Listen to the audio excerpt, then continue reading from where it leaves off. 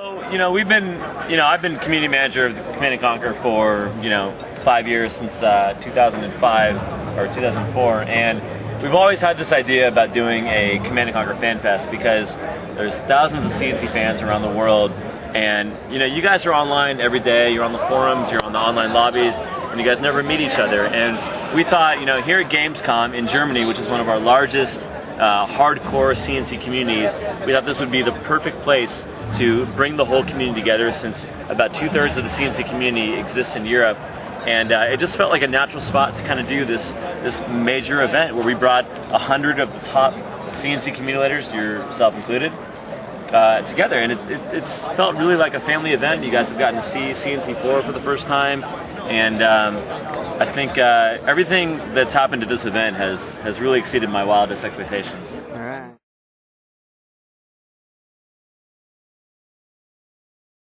You look at, Command & Conquer 3, Red Alert 3, Kane's Wrath. The formula that we've been putting out has been excellent. You look at the reviews, we've been consistently getting high reviews, but at the same time, I think, when you put out, largely, not exactly the same game every year, but, kind of the same game with different modifications, there comes a point in time where you got to break the mold.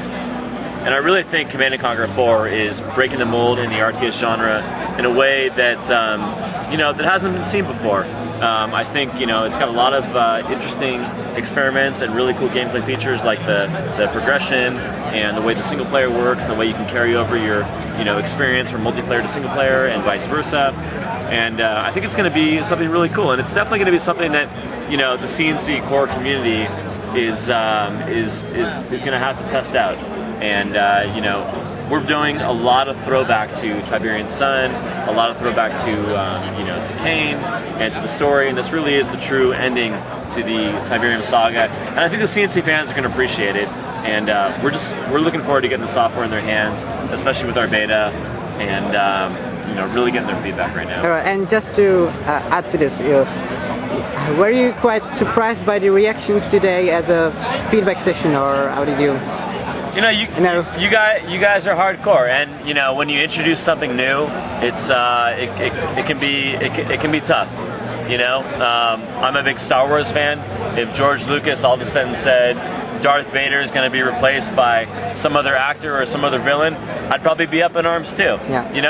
But I think at the end of the day, Command & Conquer 4 still retains the heart and soul of Command & Conquer. It's still got that fast-paced action, that really fluid action, getting your units out there in the battlefield and really getting into the heat of it. And I think the game really has a lot of depth of strategy. Once the fans see all the 3 classes and they see how the experience system works, I think they're going to be surprised.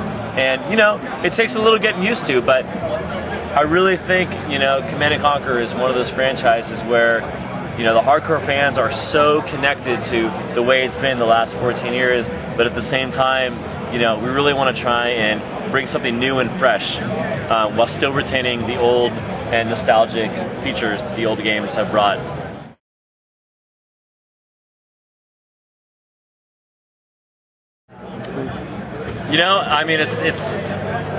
I'm not the person in charge of such decisions, but I do think, all good things must come to an end eventually. You look at Lord of the Rings, you look at Star Wars, you look at Harry Potter coming into an end. The Tiberium saga, if you look back, it's been around since 1995 when Tiberium Dawn was introduced. You've got Tiberium Dawn, Tiberium Sun, Command & Conquer 3, Firestorm, even Renegade a little bit there in the Tiberium universe. And I think, this is just my personal opinion, but I really do think it's time to kind of bring the story to a close.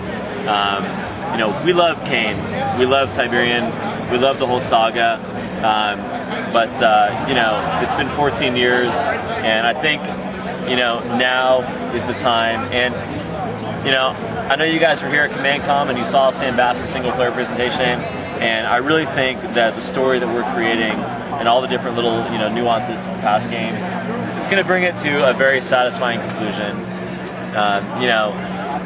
We're all waiting the last season of Lost, for example, and I'm sure not all the fans are going to be like super pleased.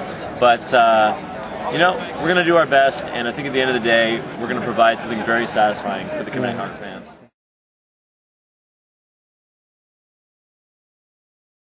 The Czech Republic. Well, listen, CNC Czech, you guys are a fantastic site, and I really hope you keep what you're doing for another 15 years. I've been the CNC community manager now for over 5 years, and seeing sites like UnitedForum.de, CNC Saga, getting replays, and sites like CNC Czech and CNC Spain, all these different amazing fan sites from around the world. It's great to have you guys here, and you know, to be frankly, you know, blunt and honest with you, I really wouldn't be doing this job today, and I wouldn't love what I'm doing if not for guys like you.